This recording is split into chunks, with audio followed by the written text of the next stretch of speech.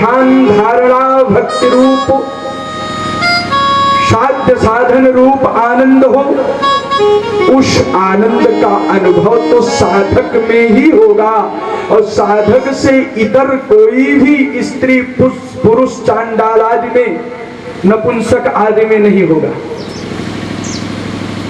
क्योंकि आनंद तो निर्विकार है, निष्काम है।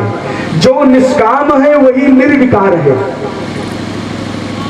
जो निष्काम है वही निर्विकार है। और जिसके मन में, जिसके मन का निरोध हो चुका है, पूर्णतम परिपूर्ण रूप से, यूं कह ले परिपूर्ण रूप से जिस साधक के मन का निरोध हो चुका है, उसे जो आनंद मिलता है, उस आनंद का वही अनुभव करता है और उसी आनंद का नाम ब्रह्मानंद है। मेरी बात फिर से ध्यान से सुने। जो निष्काम है, जो निर्विकार है, जिनको संसार में किसी वस्तु की, पदार्थ की आवश्यकता नहीं है, जो गुण दोष से रहित है, मान अपमान से रहित है, किसी प्रकार की वासना का अंकुरण नहीं हुआ है, या भजन पूजन करने से ये उपर्युक्त कथन रूप में सारे दोष समाप्त हो चुके हैं और भजन की अवस्था में, भजन के द्वारा, भगवत कृपा के द्वारा परिपूर्ण रूप से जिसके मन का निरोध हो चुका है, जिसका मन बहिरंग ना होता हुआ केवल अंतरंग है और अंतरंग होकर के अंतःकरण में व्याप्त परब्रह्म परमात्मा की सत्ता रूप, आत्मा के रूप में जो सत्ता है, उस आत्म चिंतन में जिसका मन अभिराम कर रहा है, विश्राम कर रहा है, उस साधक को जो आनंद मिलेगा, उसी आनंद का नाम ही तो ब्रह्मानंद है। इसीलिए ध्रुव महाराज कहते हैं, मैं किसकी उपासना कर रहा हूं, मैं किसको चाह रहा हूं? हे परमात्मन, मैं तो उसी ब्रह्मानंद की शरण में हूं, मैं उसी की गोदी प्राप्त करना चाहता हूं, उसी ब्रह्म का सानिध्य प्राप्त करना चाहता हूं। हे मेरे आराध्य, हे मेरे प्राण प्रियतम,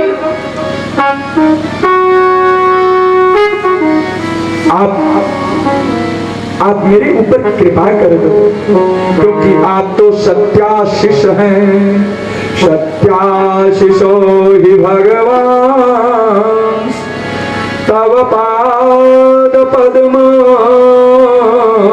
माशीष तथा भजतो पुरुषार्थ मूर्ते। अप्येवमर्य भगवान परिपाति दीना, वास्त्रेव वत्सकमनुग्रह कातरोष्मान्। हे महाराज, आप तो संपूर्ण जीवों की कामनाओं को पूर्ण करते हुए सर्वथा उनकी रक्षा करते रहते हैं। मैं उसी परब्रह्म परमात्मा के चरण शरण को प्राप्त कर रहा हूं। भगवान ने कहा, हे राजन्य बालक, वेदाहं ते व्यवसितम हृदि राजन्य बालक। हे राजन्य बालक, आपके अंतःकरण में स्थित भावना को समझ करके, जान करके मैं वैकुंठ से आया हूं और उसका मैंने विधान कर दिया है। आप राज्य की इच्छा से आए हैं, माँ की डांट को खा करके आए हैं, इसलिए मैं तुझे आशीर्वाद दे रहा हूं। 36,000 वर्ष तक इस पृथ्वी का भोग करते हुए, ऐश्वर्य आनंद का सुख भोग करते हुए तुम मेरे ध्रुवलोक को प्राप्त हो जाओगे। जब यक्षों के द्वारा युद्ध में तुम्हारा भाई मारा जाएगा, तो यक्षों का संहार करते हुए और कुबेर से भक्ति का वरदान प्राप्त करके शीघ्र ही तपस्या में, साधना में इस दिव्य विग्रह को लेकर, पांच भौतिक शरीर को लेकर के तुम मेरे पास आ जाओगे। राजन्य बालक कहने का भाव है, भाव आपके चरणों में दे दूं। हमारे आचार्य रामायणी जी का भाव है, एक माँ अपने बालक को दुलार कर रही थी।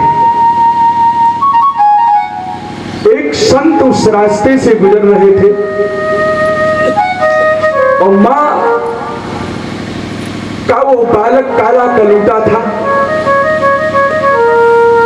और एक पैर एक आंख से विकलांग भी था, एक पैर पोलियो का मारा था और एक आंख का काना भी था, और इतने पर भी वो तुतुला करके बोल रहा था। और बालक किसी वस्तु के लिए जिद कर लिया, रो रहा था, तो माँ अपने बच्चे का दुलार कर रही थी। हे मेरे राजा के पुत्र, हे मेरे लाडले, हे मेरे प्राण, हे मेरे राजपुत्र, रो मत, मैं तुझे वो वस्तु दे दूंगी।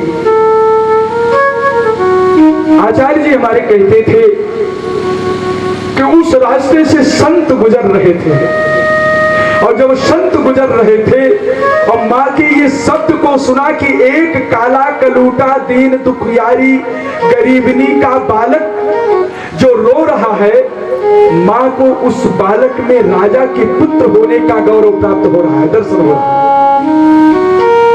कहने का भाव है, तुम बेटा काने हो, तुम विकलांग हो, तुम तोतले हो, लेकिन माँ को बच्चे में तुतलापन दिखाई नहीं पड़ रहा है, माँ में वो बालक के अंधे होने का भी दृश्य दिखाई नहीं पड़ रहा है, वो विकलांगता, वो असमर्थता, वो कालापन भी माँ को दिखाई नहीं पड़ रहा है।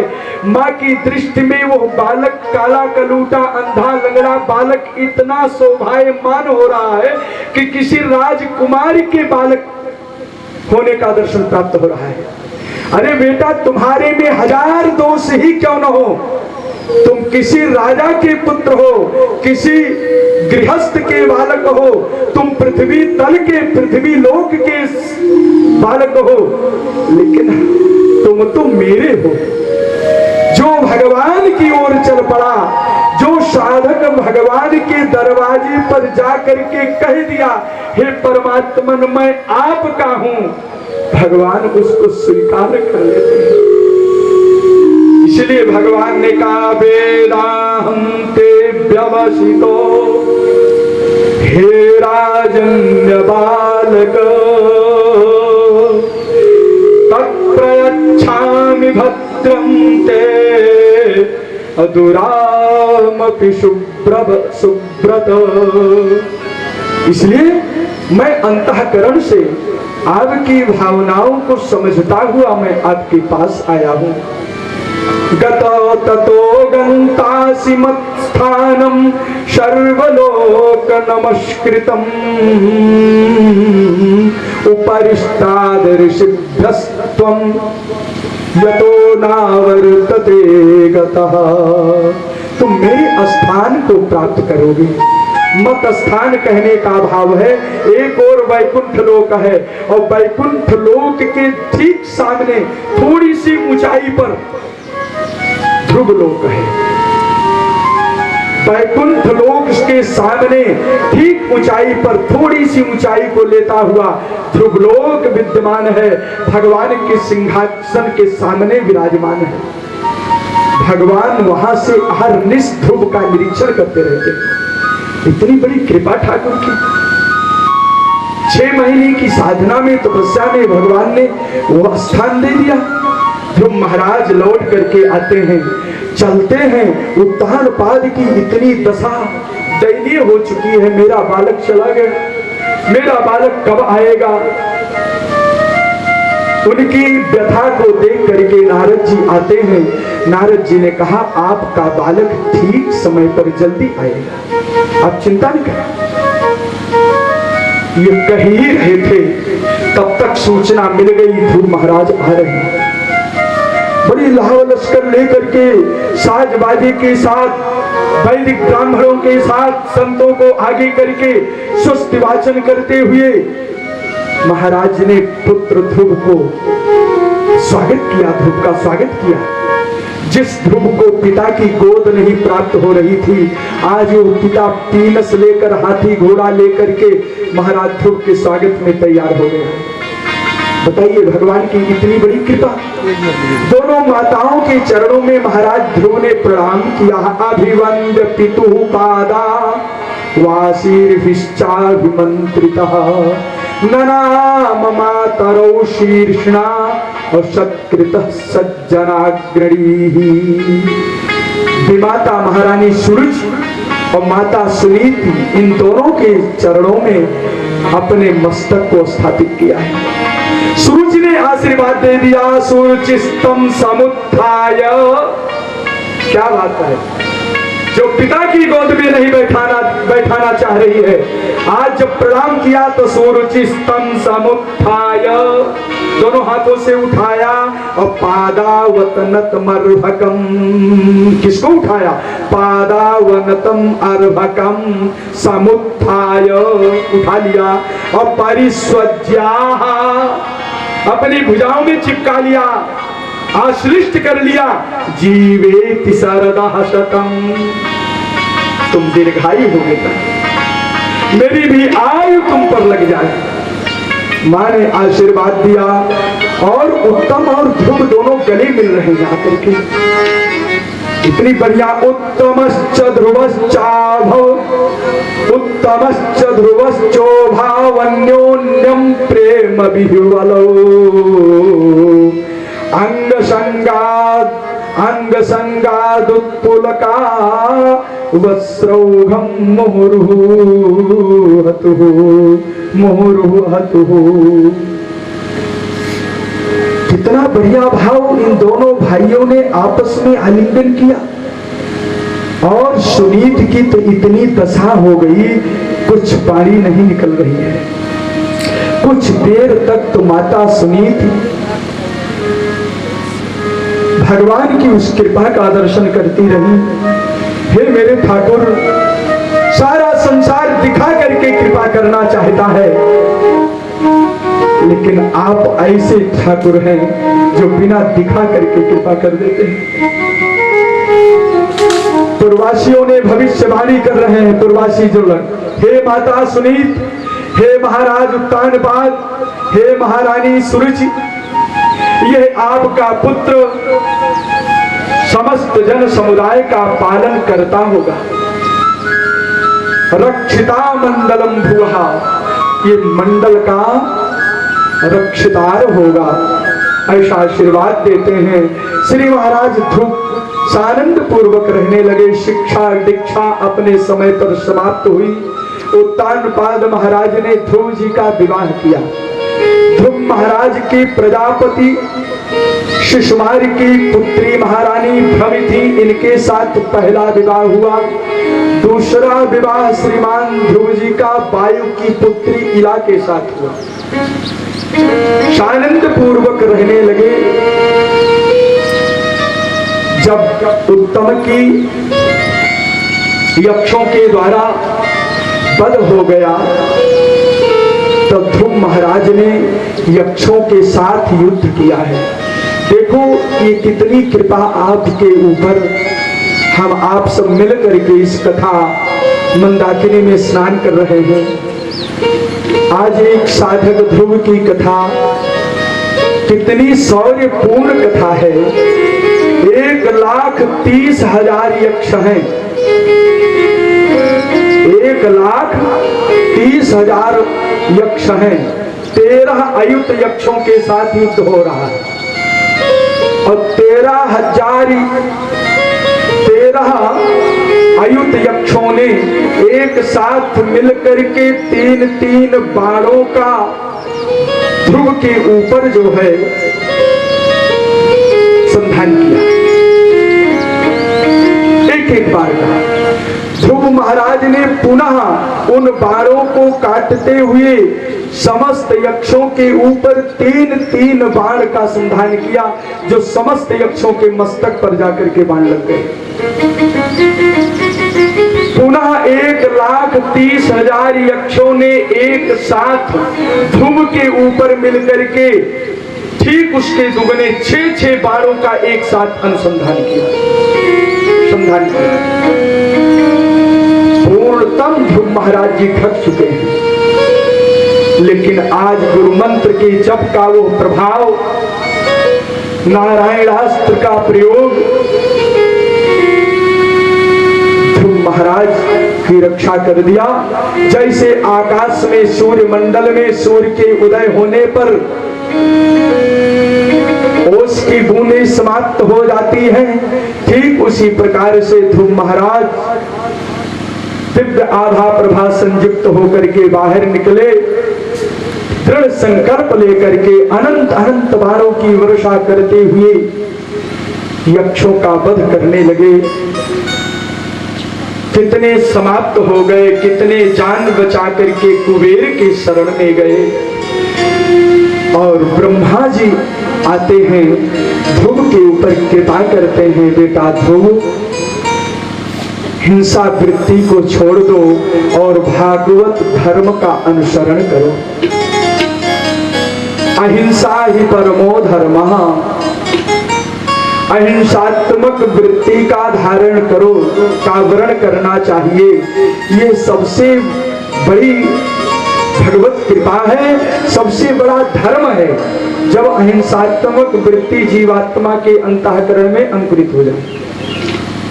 कई श्लोकों में ब्रह्मा जी ने उपदेश किया, यहां तक बताया, बेटा भगवत प्रसन्नता का उपाय क्या है। वकील साहेब भगवान की प्रसन्नता का उपाय क्या है। आप ध्यान दे मेरी ओर, अगर एक शब्द भी आपके कर्ण से निकल गया तो आप फिसल जाएंगे, तो वो लाभ से रहित हो जाएंगे जो लाभ आपको भागवत में मिलने वाला है। भगवान ब्रह्मा ने कहा, बेटा ध्रुव तुम तो भगवान की गोद प्राप्त करने वाले हो, अच्छा ये बताओ भगवान की प्रसन्नता का उपाय क्या है। बेटा ध्रुव ने कहा, पिताजी मुझे तो नहीं मालूम है, आप बता दीजिए। ब्रह्मा ने कहा, बेटा तितिक्षया करुणया मैत्र्या चाखिल जंतुषु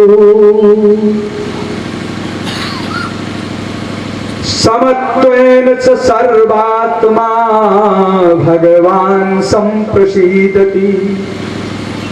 भगवान कैसे प्रसन्न होते हैं। अखिल जंतुषु, अखिलानाम प्राणिनाम प्रति मैत्री भाव, मैत्र्या करुणया और तितिक्षया। तितिक्षा भी अंतःकरण में हो, कुछ आगे बढ़ने की लालसा हो, संसार पार करने की इच्छा हो। समत्वेन च सर्वात्मा, सबके जीवात्मा के प्रति समत्व भाव हो। मैत्री करुणा के साथ साथ अपने अंतःकरण में शरीर के प्रति तितिक्षा के साथ साथ समता की भावना भी अंतःकरण में होना चाहिए। इस भाव से भगवान प्रसन्न होते हैं। इस भाव को तुम धारण कर लो। अच्छा, प्रसन्नता से क्या मिलेगा। अब बालक तो बालक, भगवान ब्रह्मा ने कहा प्रसन्नता से क्या फल मिलेगा। जब भगवान प्रसन्न हो जाते हैं, अब कोई भगवान का भक्त संत महात्मा प्रसन्न हो जाते हैं, तो संत प्रसन्न होकर के भगवत स्वरूप प्रदान करता है, और भगवान जब प्रसन्न हो जाते हैं तो अपने आप को दे देते हैं। उनकी प्रसन्नता का तो कोई पारावार ही नहीं है। संप्रसन्ने भगवती और पुरुषः प्राकृतैर्गुणैः विमुक्तो जीव निर्मुक्तो ब्रह्म निर्वाण मृच्छति। इसलिए तुम भगवान को प्रसन्न करो, और उनको प्रसन्न करना है तो निरपराध यक्षों का वध मत करो।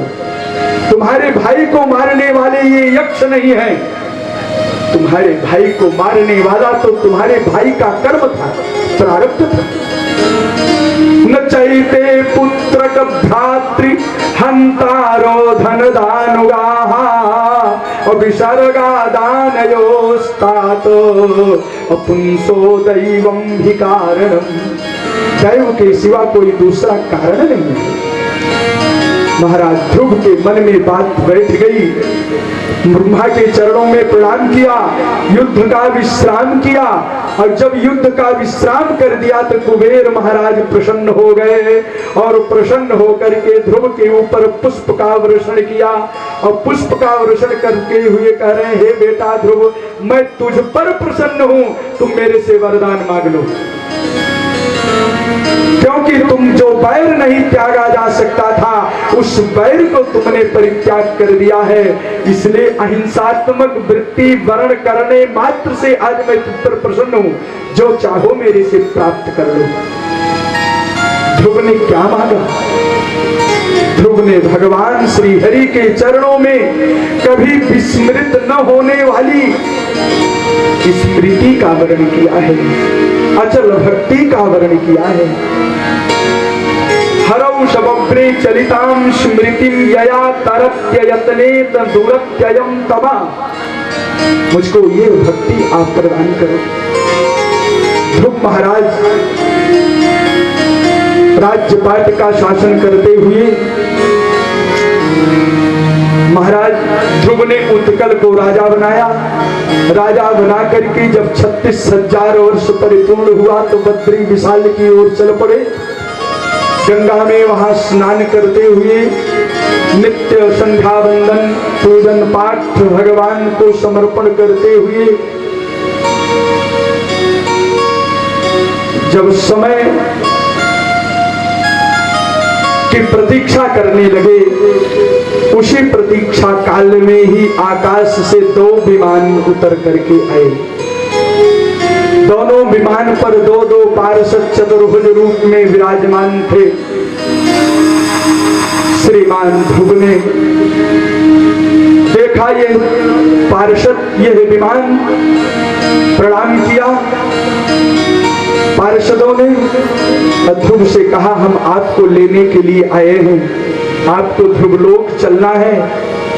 ध्रुव महाराज समझ गए, स्नान किया, वस्त्र को धारण किया, संध्या वंदन किया, पितृतर्पण किया, नित्य नैमित्तिक होम आदि से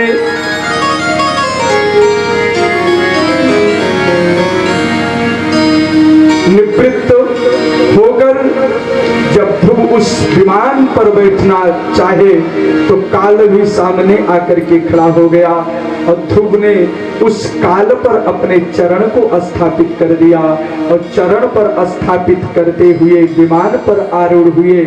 आगे देखा कि मेरी माँ भी चल रही है। पूछा, मैं माँ को भूल गया हूँ, मेरी माँ रह गई। पार्षदों ने कहा, आपकी माँ तो आगे आगे चल रही है, श्वेत साड़ी में लिपटी हुई, श्वेत विमानारूढ़, आपकी माँ आगे आगे, हे भागवत आप पीछे पीछे। दोनों भगवत धाम को प्राप्त हो गए। कीर्तन करते हुए, संकीर्तन करते हुए, भजन करते हुए चल रहे। तोड़ना प्यारे लागी लगन मत तोड़ना, हरि जी मोरी लागी लगन मत तोड़ना, प्रभु जी मोरी लागी लगन मत तोड़ना, लागी लगन मत तोड़ना, प्यारे लागी लगन मत तोड़ना, हरि जी मोरी लागी लगन मत तोड़ना, प्रभु जी मोरी लागी लगन मत तोड़ना। प्रेम से ताली बजनी चाहिए।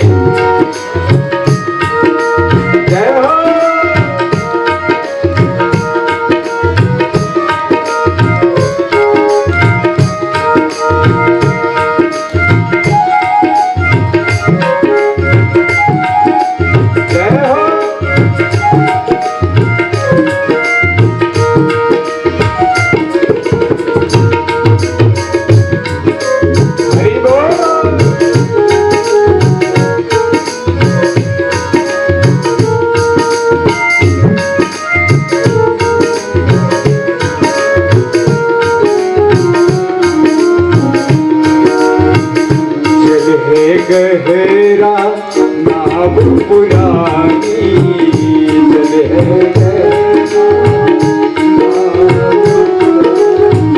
जल है गहरा जल है गहरा जल है गहरा नाव पुरानी बीच भवन मत छोड़ना प्यारे बीच भवन मत छोड़ना हरि जी मोरी लागे लगन मत तोड़ना प्रभु जी मोरी लागे लगन मत तोड़ना लागी लगन मत तोड़ना प्यारे लागी लगन मत तोड़ना हरि जी मोरी लागे लगन मत तोड़ना प्रभु जी मोरी लागे लगन मत तोड़ना।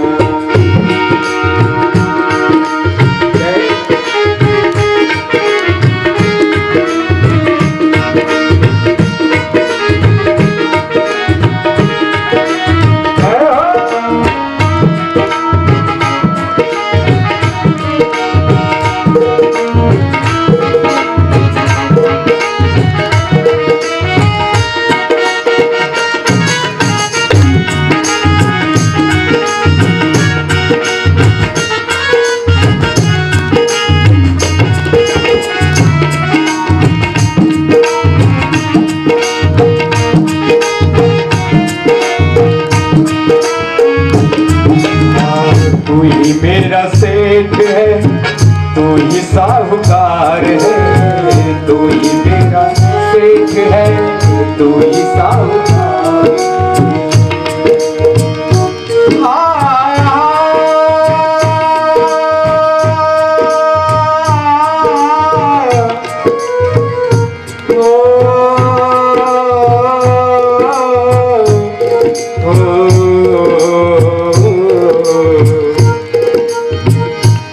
मेरा सेठ है तू ही साहूकार है तू ही मेरा सेठ है तू ही साहूकार है तू ही मेरा सेठ है तू ही साहूकार है तू ही मेरा सेठ है तू ही साहूकार है ब्याज पे ब्याज मत जोड़ना है ब्याज पे ब्याज मत जोड़ना हरि जी मोरी लागे लगन मत तोड़ना हरि जी मोरी लागे लगन मत तोड़ना लागी लगन मत तोड़ना ओ प्यारे लागी लगन मत तोड़ना हरि जी मोरी लागे लगन मत तोड़ना हरि जी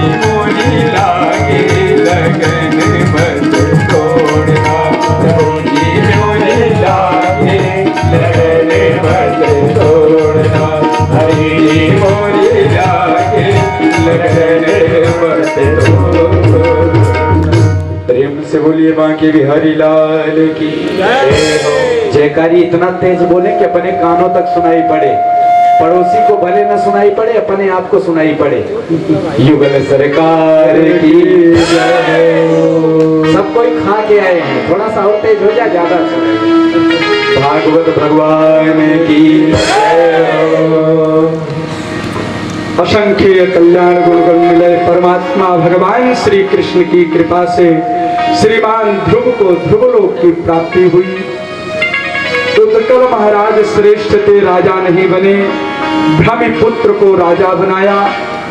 इनके आगे वंश में एक अंग नाम के राजा हुए जो महाराज चक्षु के पुत्र उल्मुख थे।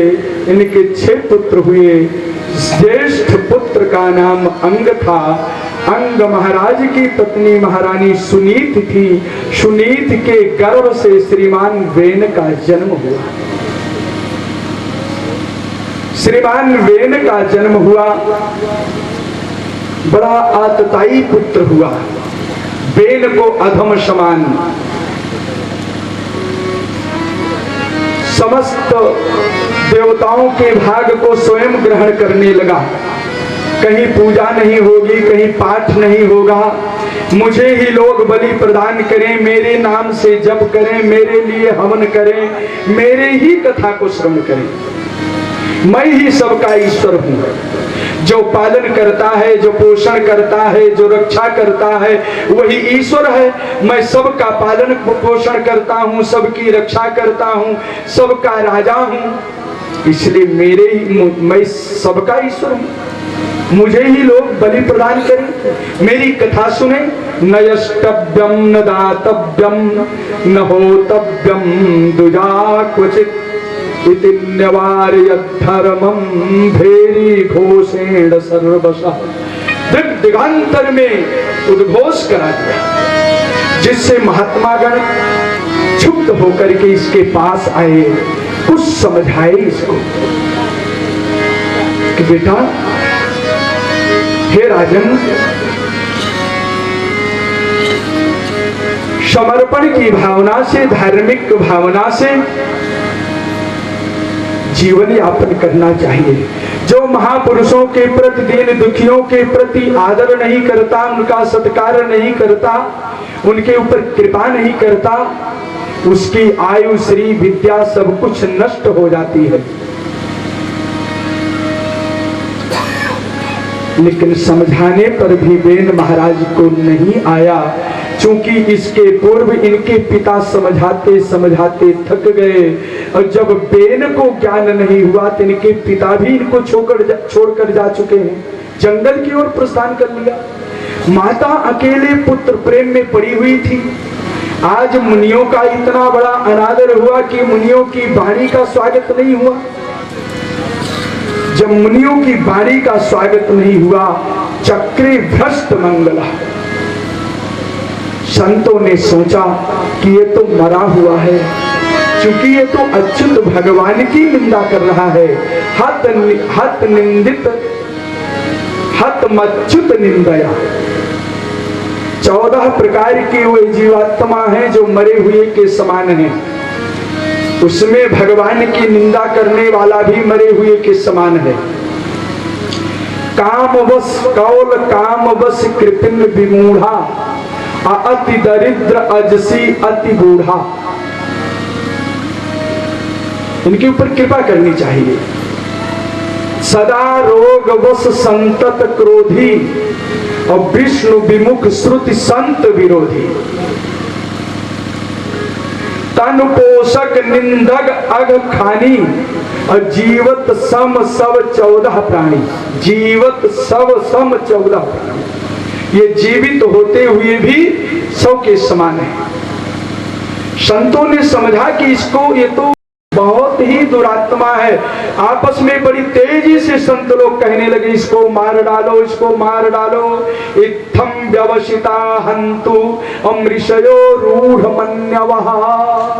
जो क्रोध अंदर छिपा हुआ था, वो क्रोध उभर गया, वो क्रोध प्रकट हो गया। और निजग्नुर्हुंकृतैर्वैनम, जहां कहा इसको मार डालो मार डालो, किसी संत ने हुंकार मात्र शब्द का उच्चारण किया।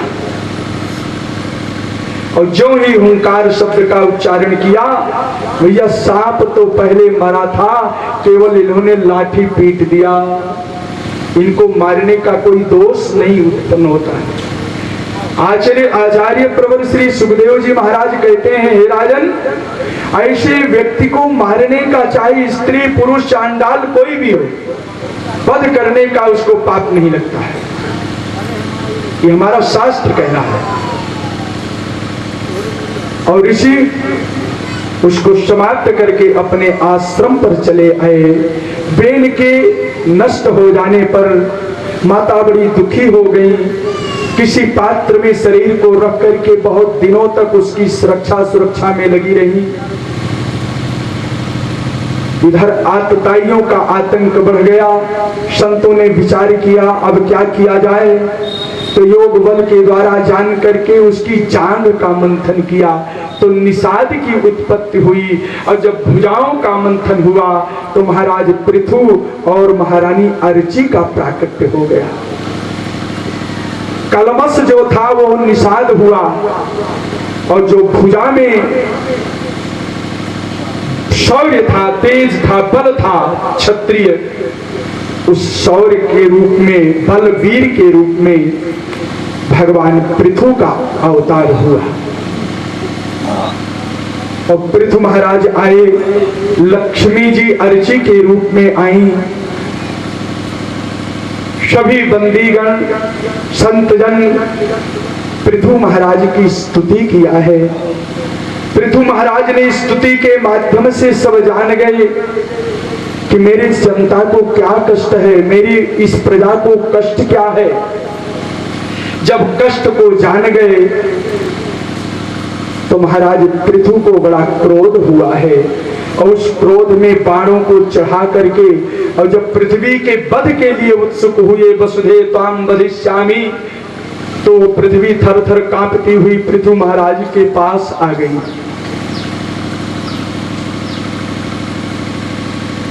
आप मुझको क्यों मारना चाहते हैं? कहा संतों ने वेन को समाप्त कर दिया, संतों को कोई पाप नहीं लगा, क्योंकि वेन अत्याचारी था, और मैं तुझको तुम्हारा वध कर दूंगा, मेरे को कोई पाप नहीं लगेगा। कहा क्यों मेरा वध करोगे? कहा जनता को अन्न नहीं मिलता है, जनता को जल नहीं मिलता है, जनता को कुछ प्राप्त ही नहीं रहा है, सभी लोग भूखे मर रहे हैं। कहा आपको घोर पाप लगेगा। भगवान ने कहा मुझे पाप नहीं लगेगा। क्यों? पुमान योषिदूत क्लीब आत्मसंभावनो धमः, आत्मसंभावनो धमः भूतेषु निरनुक्रोशो नृपाणां तद्वधो वधः। आत्म संभावना, किसका वध करने से पाप क्यों नहीं लगता है? कहते आत्म संभावना आत्मानां स्वं संभावयति श्लाघयति तथा भूतेषु प्राणिषु प्रति निरनुक्रोशः। जो केवल अपनी श्लाघा करना चाहता है, जो अपनी प्रशंसा करता है, अपनी प्रशंसा सुनना चाहता है, और प्राणियों के प्रति निर्दयता का व्यवहार करता है, वो चाहे स्त्री हो, चाहे चांडाल हो, वो नपुंसक हो, वो पुरुष हो, वो बद्ध है, उनको वध करने पर पाप नहीं लगता है। बहुत सुंदर श्लोक है, विधान है। पुमान योषिदूत क्लीब आत्म संभावनो धमः भूतेषु निरनुक्रोशो नृपाणां तद्वधो वधः। इसलिए आत्मानां स्वं संभावयति श्लाघयति तथा भूतेषु समस्त प्राणिषु प्रति यह निरनुक्रोशः निर्दयः अतएव अधमः। निर्दयता पूर्वक व्यवहार करने के कारण, स्वयमेव आत्मश्लाघा करने के कारण, सुनने के कारण वो व्यक्ति अधम है। यत् अधमः पुमान पुरुषः अथवा योषितः व क्लीबः तस्य वधः नृपाणां अवधः। राजा के द्वारा उनका वध कर दिए जाने पर ही अवध के समान ही है। राजा को वधजन्य पाप नहीं लगता है, तो वेन को का वध ऋषियों ने कर दिया। हत निंदित अच्युत भगवान की निंदा करने के कारण मरा हुआ था। हत अच्युत निंदया अतएव मैंने आपका वध करने के लिए बाण उठा लिया है।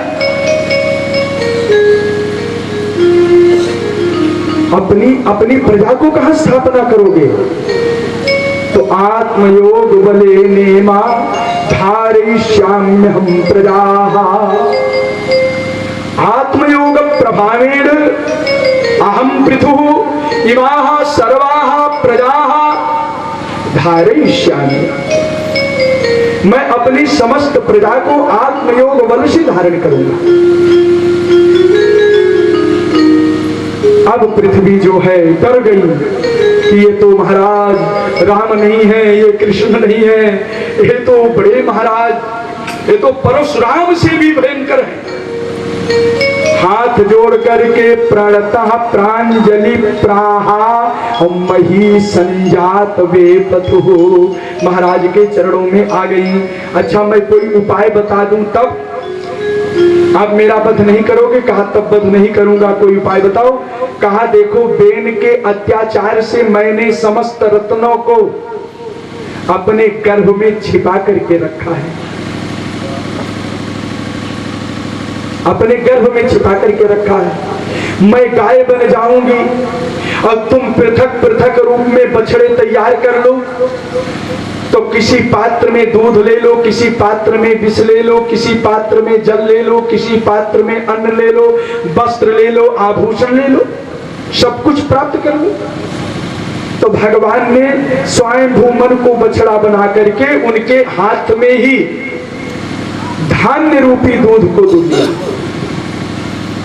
इसी प्रकार से महाराज बृहस्पति जी को बछड़ा बना करके वाणी मन और श्रोत्र रूपी पात्र में पृथ्वी के स्तन से वेद रूपी पवित्र दूध को प्राप्त कर लिया। इसी प्रकार से देवताओं ने इंद्र को बछड़ा बना करके मनोबल और इंद्रिय बल रूपी शारीरिक इन बल रूप दूध को प्राप्त कर लिया।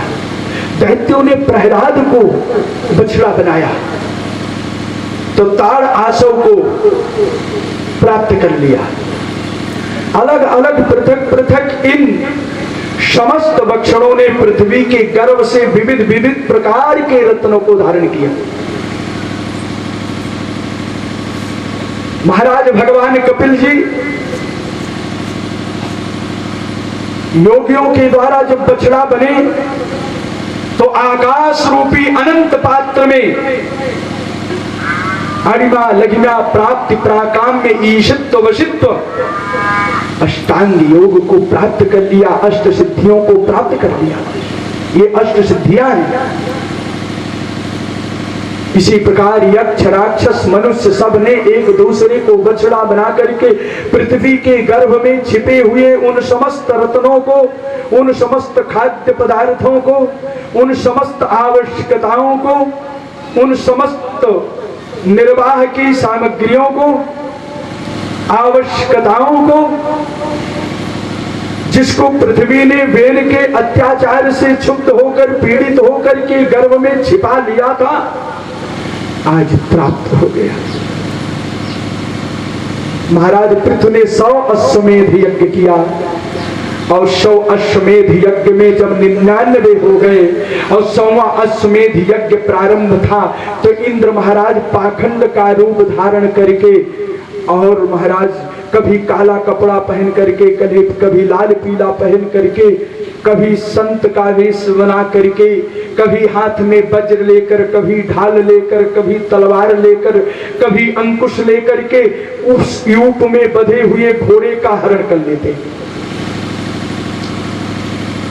घोड़े का हरण हो गया तो महाराज अत्रि ने आकाश में तीव्रगामी से जाते हुए इंद्र को देख लिया।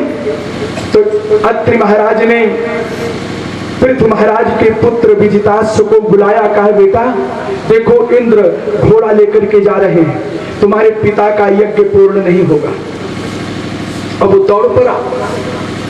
अत्रि के बार बार कहने पर वो दौड़ा और दौड़ करके जब इंद्र के पास पहुंचा, बाणों का प्रहार करना चाहा, इंद्र महाराज घोड़े को छोड़ करके अंतर्ध्यान हो गए।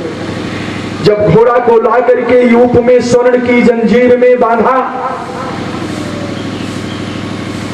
और यज्ञ का कार्य अग्रसित हुआ तो दूसरे दिन की रात्रि में इंद्र महाराज ने फिर पाखंड रूप का आश्रय लेकर के घोड़े का हरण कर लिया। आकाश में जाते हुए अत्रि महाराज ने इंद्र को जब देखा तो फिर विजिताश्व को कहा, बेटा विजिताश्व, तुम्हारे पिता के यज्ञ पूर्ण होने में ही इंद्र बाधक बन गया है, इसको समाप्त कर दो।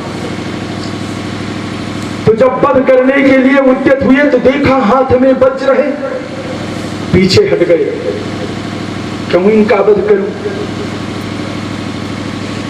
अत्रि महाराज ने कहा, आप तो वीर हो, एक सत्यनिष्ठ पिता के पुत्र हो और एक पिता के सेवक हो, इसलिए जाओ तुम पिता के उस अश्व को छुड़ा करके ले आओ। जब अत्रि महाराज ने विजिताश्व को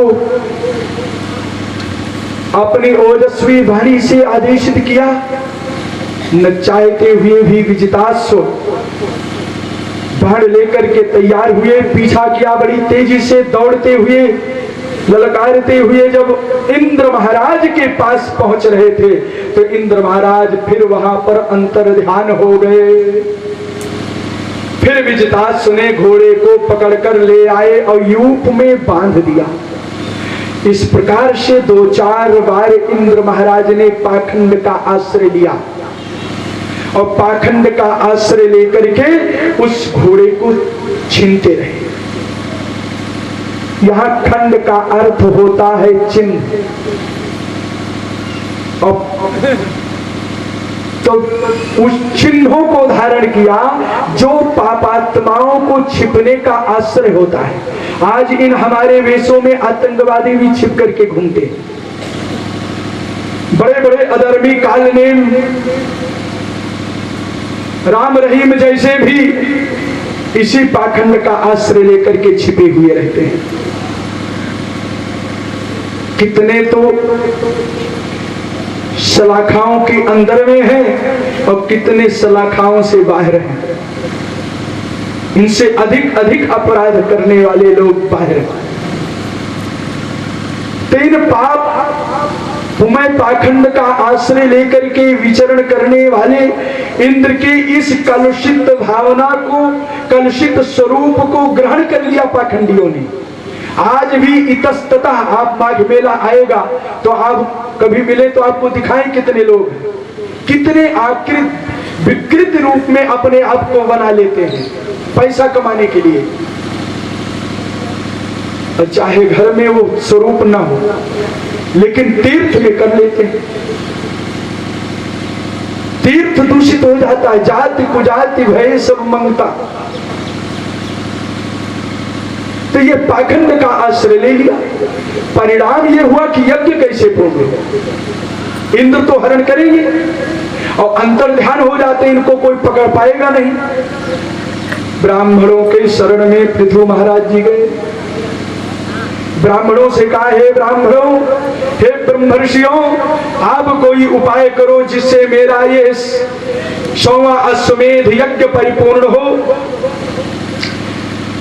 महाराज ब्राह्मणों ने कहा, आप चिंता न करें, मेरे पास वो मंत्र है जिस मंत्र के द्वारा अगर हम आहुति देंगे तो इंद्रासन सहित इंद्र इस मेरे यज्ञ कुंड में समाविष्ट हो जाएंगे। जो ही अपने आप को हमने सामग्रियों को सुव्यवस्थित करके अविचारात्मक रूप मंत्र का जब प्रयोग करने की इच्छा की, आहुति को हाथ में उठाया, आहुति देने वाले थे, उसी समय ब्रह्मा जी का यज्ञ में प्राकट्य हो गया। ब्रह्मा जी ने कहा, श्रीमान पृथु जी, आप तो बड़े प्रतिभा संपन्न हैं, आप इंद्र को यज्ञ में नष्ट करना चाहते हैं। यज्ञ में तो देवताओं को पुष्ट किया जाता है और आप यज्ञ को नष्ट कर रहे हैं, देवताओं को नष्ट कर रहे हैं। अब ये भी आप जान ले कि ये इंद्र तो भगवान नारायण के स्वरूप में, नारायण की विधान व्यवस्था में इंद्र है। हे महाराज, आप केवल इंद्र महाराज शतक्रतुर हैं, आप एकोन शतक्रतु हो, आप केवल 99 यज्ञ ही पूर्ण करें और अहिंसात्मक वृत्ति को धारण करें।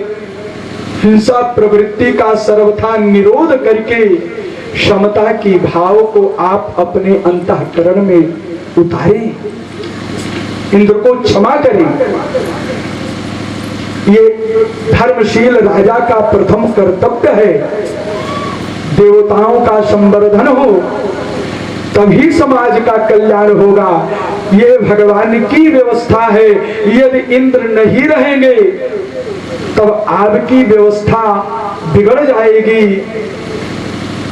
जल की वर्षा नहीं होगी, अन्न की प्राप्ति भी नहीं होगी, यज्ञ यागादि बंद हो जाएगा। महाराज ब्रह्मा के उपदेश से पृथु महाराज समझ गए, साष्टांग प्रणिपात किया, वैर भाव छोड़ करके जब पूर्णाहुति के लिए अपने हाथों में घी को पात्र को उठाया, हवन करना चाह रहे थे, उसी समय भगवान विष्णु इंद्र को लेकर के यज्ञशाला में प्रविष्ट हो गए। इधर पूर्णाहुति दिया, इधर भगवान प्रकट हो गए। भगवान अपि वैकुंठः शाकं मघवता विभुः यज्ञैर्यज्ञपतिर्तुष्टो यज्ञभुक्तं भाषत। भगवान प्रकट हो गए और देखिए भगवान कह रहे हैं कि हे पृथु महाराज, आपकी यज्ञ परिपूर्ण हो गई। आप ये मत समझना कि मैंने 99 यज्ञ किया, क्योंकि समस्त यज्ञों का परिणाम हमारे प्राकट्य में है, हमारी प्रसन्नता में है। जब आपके पूजा पाठ में भगवान प्रसन्न हो जाए, प्रकट हो जाए, आप समझ लें कि हमारा यज्ञ परिपूर्ण हो गया। और आत्मा का लक्षण, परमात्मा का लक्षण सब कुछ भगवान ने बताया और कहा तुम मेरे से कुछ मांग लो। महाराज पृथु जी मांग रहे हैं, न कामये हम न कामये नाथ तदप्यहं क्वचिन् न यत्र युष्मत् चरणाम्बुजाशवः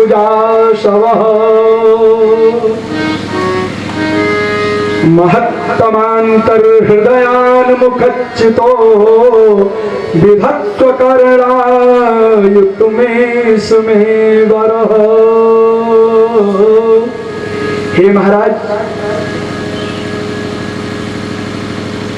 जब तक इस जीवन में साधक का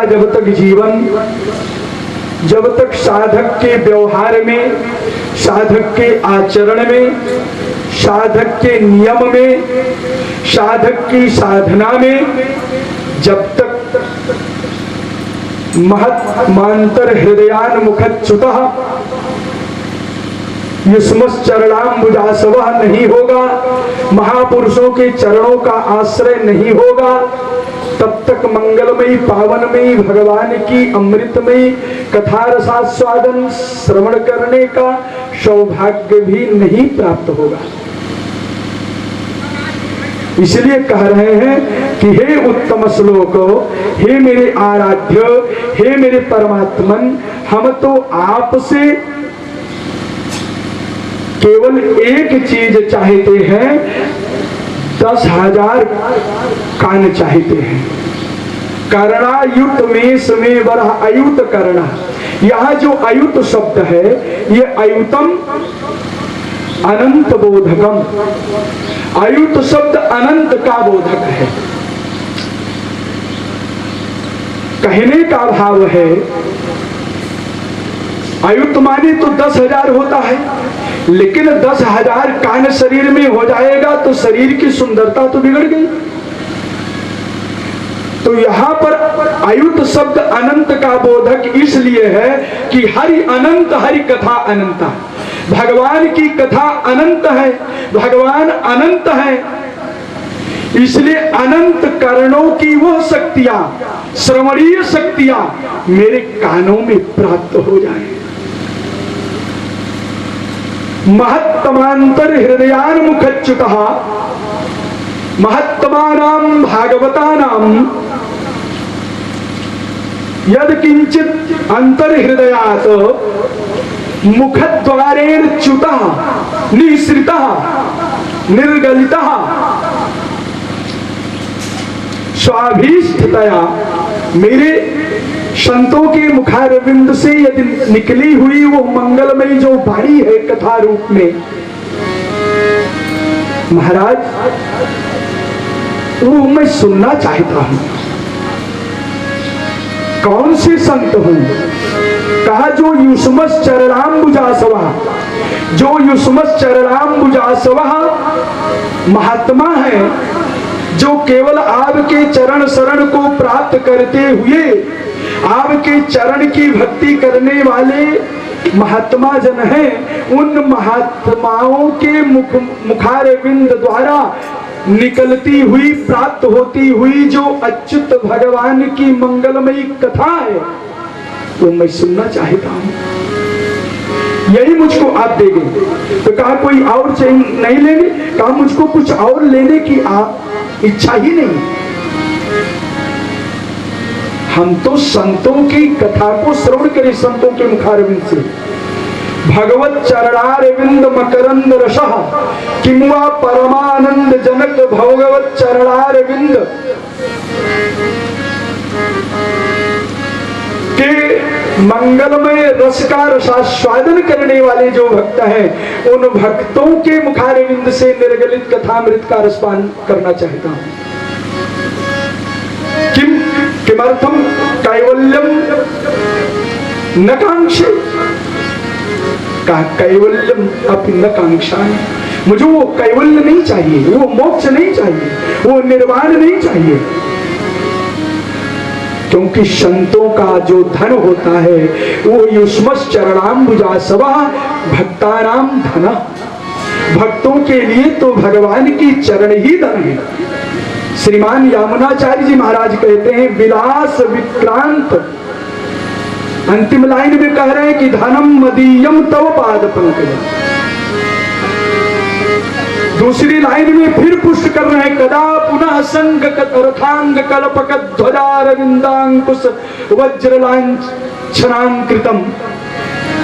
यानी हम तो भगवान के चरणों से संबंधित चरण कमल की महिमा से महिमान्वित जो भगवत कथा है और उनके चरण कमलों में विश्राम करने वाले जो संत जन है, महात्मा जन है, उनके मुखार बिंद से उस कथा रस का रसास्वादन करना चाहता हूं मैं, और कोई कथा नहीं चाहता। इसलिए करणायुत में सुमें वरहा, हे भगवान आप हमको यही कथा दो। जो भगवान की कथा कहे वो महान, जो भगवान की कथा सुने वो महान, जो तैयारी करके कथा बोले उसका नाम महत्तर, और जो बिना तैयारी के कथा बोले उसका नाम महत्तम। महान, महत्तर, महत्तम हमारे आचार्य जी का भाव है। कहते जो खूब पढ़ लिख करके कथा बोले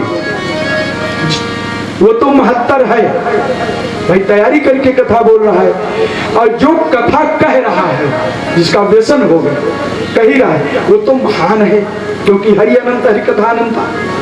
लेकिन जो बिना तैयारी के सुखदेव व्यास जैसे आचार्य की श्रेणी में महापुरुष जन जो कथा बोलते हैं वो तो महाराज महत्तम है, उनको तो कोई तैयारी करना ही नहीं है। तो किसी भी ढंग से भगवान की कथा श्रवण करने का अवसर प्राप्त हो वो भैया भाग्यशाली हैं, वो महान हैं। इसलिए महाराज ने मांगा, पृथ्वी जी ने प्रजा को दिव्य उपदेश किया है, और दिव्य उपदेश के साथ साथ ही अब महाराज पृथु महाप्रयाण की ओर चल रहे हैं, जिनको सनकादियों ने उपदेश दिया है। 23 श्लोक में उपदेश दिया, और पृथु महाराज को उपदेश का प्रथम चरण है कि महाराज जीवन तो वही धन्य है जिस जीवन में सत्संग प्राप्त हो। पहला श्लोक यही दिया, वो सत्संग जिसके जीवन में हो वो जीवन ही धन्य है। अंतिम अवस्था में चल करके वार्धक्य अवस्था में श्रीमान पृथु जी महाराज ने योग के माध्यम से अपने पंच भौतिक शरीर को समाप्त किया है। एवं सबीर प्रवरः संयोज्यात्मानमात्मनि ब्रह्मभूतो दृढ़ं काले तत्याज स्वं कलेवरम। तो ये महाराज समय आने पर योग के माध्यम से श्रीमान पृथु जी महाराज ने अपने आप को भगवान में समर्पित कर दिया। वार्धक्ये मुनिवृत्तीनां योगेनान्ते तनुत्यजाम। वार्धक्ये मुनिवृत्तीनां, वृद्धावस्था प्राप्त होने पर भक्त का जीवन मुनिवृत्ति के समान हो जाता है। जैसे मिल जाए भोजन कर ले, जैसे जो मिल जाए पहन ले, चल फिर ले, भजन कर ले। वार्धक्य अवस्था असमर्थ अवस्था की होती है। कोई एक लोटा पानी दे दे तो पानी मिल जाएगा, प्यास लगी है कोई देना चाहिए, आप चल फिर नहीं पा रहे हैं। तो वार्धक्य की जो अवस्था है वो मुनियों की अवस्था है, मुनियों की कक्षा है। ऐसी अवस्था में बहुत शुद्धता शुचिता का विचार संभव नहीं है। भगवान कृपा करे, मस्तिष्क काम करे, आज्ञाकारी पुत्र हो, आज्ञाकारी बहू हो, आज्ञाकारी परिवार हो, उस मुनिवृत्ति में आपकी शुद्धता का निर्वाह करते हुए, मुनिवृत्ति धारण करते हुए, जीवन निर्वाह करते हुए भगवान में आप लीन हो जाए। वार्धक्ये मुनिवृत्तीनां योगेनान्ते तनुत्यजाम। रघुवंश महाकाव्य में श्रीमान कालिदास जी ने यही रघुवंशियों के स्वभाव का वर्णन किया। आज पृथु महाराज से यह शिक्षा मिल रही है। पृथु महाराज ने अंत अवस्था में योग के माध्यम से आत्मा, मन, बुद्धि, चित्त, अहंकार आदि को संयोज्य करके, अंतर्मुखी करके, भगवान में लगा करके शरीर का परित्याग किया। जब महारानी अर्ची ने देखा कि मेरे पति ने शरीर का परित्याग कर दिया तो वो भी योगाग्नि में समाविष्ट हो गई, उनका भी शरीर नष्ट हो गया। महाराज इन्हीं पृथु महाराज के पुत्र विजिताश्व का विवाह शिखंडिनी के साथ हुआ और शिखंडिनी से 3 पुत्र उत्पन्न हुए, पावक, पौमान और शुचि। दूसरी पत्नी का नाम नभस्वती था और नभस्वती के गर्भ से हविर्धान नामक पुत्र की प्राप्ति हुई। हविर्धान महाराज के 6 पुत्र हुए, जिसमें बर्हिषद, गय, शुक्लम, कृष्णम, सत्यम, जितव्रतम 6 पुत्र हो रहे। बर्हिषद का विवाह समुद्र की कन्या शतद्रुति से हुआ। इन्हीं बर्हिषद का एक नाम प्राचीन बर्हि है। तो शतद्रुति के साथ जब इनका विवाह हुआ तो शतद्रुति के गर्भ से महाराज प्राचीन बर्हि ने 10 पुत्र प्राप्त किया। इन पुत्रों का नाम हुआ प्रचेता। यही 10 प्रचेता कहलाए। देखो, प्राचीन काल में एक कंडु ऋषि थे।